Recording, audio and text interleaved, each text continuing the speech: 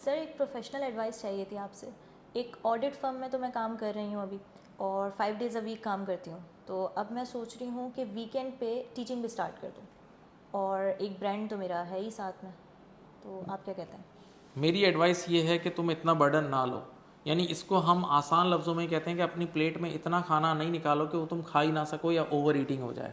और इस पर मैं तुम्हें एक बड़ा ज़बरदस्त किस्सा सुनाता हूँ जो रिसेंटली मुझे लास्ट वीक ही एक फ़र्म के पार्टनर ने सुनाया था। और उस फर्म का काम ही है, वो बीपीओ फर्म है, तो यहाँ से बैठ के यूएस कनाडा वगैरह डिफरेंट कंट्रीज़ में वो लोग सर्विसेज देते हैं और बहुत बड़ा काम है उनका। हुआ ये कि जो फर्म के बहुत सारे पार्टनर्स थे, तो उनमें से एक पार्टनर के पास एक क्लाइंट आया हुआ था उनका, और उस क्लाइंट को उनको फाइनेंशियल स्टेटमेंट फाइनलाइज करनी थी। तो ये पार्टनर ने अपने सबऑर्डिनेट को यानी मैनेजर को या जो भी ट्रेनी था उसको बोला कि भाई आप ये फाइनलाइज करें और मुझे अर्जेंट 3 दिन में देनी, डेडलाइन दी। तो अब वो ट्रेनी या जो भी मैनेजर था वो इतना बिजी था, वो अपने दूसरे कामों में भी लगा हुआ था।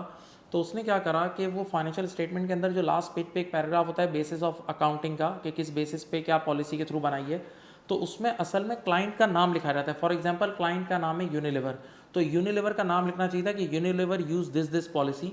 तो उस बच्चे ने क्या करा, वो कॉपी पेस्टिंग कर रहा था, टेम्पलेट्स कॉपी पेस्ट कर रहा था। तो उसने कॉपी पेस्ट करा एक टेम्पलेट और किसी और क्लाइंट का नाम लिख दिया। यानी क्लाइंट का नाम असल में फॉर एग्जांपल यूनिलीवर था, नाम उसने कुछ और लिख दिया। अब इस बच्चे ने तो गलती की, इसने पार्टनर को दिया, पार्टनर भी जल्दी में था, वो भी ट्रस्ट कर रहा था कि मेरे एम्प्लॉय बहुत अच्छा काम करते हैं। उसने ठक ठक आगे क्लाइंट को दे दिया, क्लाइंट ने उसको प्रिंट करके पब्लिश कर दिया और बाद में पता लगा गलती है। अब ऐसी सूरत हाल में फिर क्लाइंट क्या करता है, वो सीधा रेगुलेटर के पास जाता है। उसने सीधा प्रोफेशनल बॉडी को, सीपीए की जो बॉडी थी उसको जाके कंप्लेन कर दिया। बॉडी ने इधर पार्टनर को नोटिस भेज दिया, पार्टनर भी परेशान। उसने अपने लॉयर से एडवाइस ली, तो उसने कहा आप एक काम करें कि आप ये सारा मामला, गलती तो ट्रेनी की है, यानी जो भी आपका सबऑर्डिनेट है आप उस पर ट्रांसफ़र करें। तो उन्होंने फिर उनको रिप्लाई बैक किया और सारा मामला उस ट्रेनी या जो भी बच्चा था उसके ऊपर ट्रांसफ़र किया। और बिल आखिर फिर सीपीए इंस्टीट्यूट ने उस बच्चे की लाइफ टाइम के लिए मेंबरशिप ही कैंसिल कर दी, उसको प्रेस्टिकेट कर दिया, आउट कर दिया। तो देखें कितना बड़ा लेसन है कि जो हम ओवर ईटिंग करते हैं या हम लोग जो ओवर बर्डन लेते हैं, तो उस वजह से ऐसे मसाइल होते हैं। अब इस पूरी कहानी में 4 लेसन हैं जो मैं आप लोगों को देना चाहता हूँ। पहला लेसन तो ये है कि अपने ऊपर एक्स्ट्रा बर्डन ना लें, एक्स्ट्रा बर्डन ना लें, क्योंकि भाई ये प्रोफेशनल बॉडीज़ हैं, इनके रूल्स रेगुलेशन मैंने पहले भी वीडियोज़ बनाई हैं, बहुत सख्त हैं। इसमें ये लोग मस्ती मजाक बर्दाश्त नहीं करते, क्योंकि इसमें आपकी एक साइन से उधर सामने वाले इन्वेस्टमेंट करके खड़े हो जाते हैं। Number 2, be careful with copy pasting. ये जो टेम्पलेट्स कॉपी पेस्ट होते हैं ना, तो इसमें अक्सर गलतियां भी होती हैं। इसी तरह ये मैंने इस पर भी एक पहले वीडियो बनाई थी कि जो ईमेल्स आप लोग कर रहे होते हैं ना, उसमें नीचे सीसी कर रहे होते हैं, तो कई बार आप गलत लोगों को भी साथ साथ सीसी कर देते हो, या किसी की बुराई कर रहे हो और उसको उसी को सीसी कर दिया, तो बी केयरफुल। इसी तरह आप लोगों ने व्हाट्सएप में देखा होगा, व्हाट्सएप में अगर आप किसी का मैसेज फॉरवर्ड करो ना, तो फॉरवर्ड मैसेज पे फॉरवर्डेड का वर्ड ऊपर लिखा हुआ आ रहा होता है। तो आपको कभी कभार किसी को मैसेज भेजना होता है, जैसे आप खुद उसे मैसेज कर रहे हो, तो खुदा के लिए उस टाइम अकल यूज़ करा करो, उसको कॉपी करके जाके उसकी विंडो में पेस्ट करना होता है, डायरेक्ट घुमाना नहीं होता, वरना आप एकदम पकड़े जाओगे। तीसरी चीज़ यहाँ है कि पार्टनर को भी ख्याल रखना चाहिए था इसमें, मैं ये बोलूँगा, क्योंकि पार्टनर फर्म का ओनर है, वो मेजर कमा रहा है भाई, जो फर्म की अर्निंग का मेजर शेयर उसको मिलता है, ट्रेनी को तो बहुत कम मिलता है।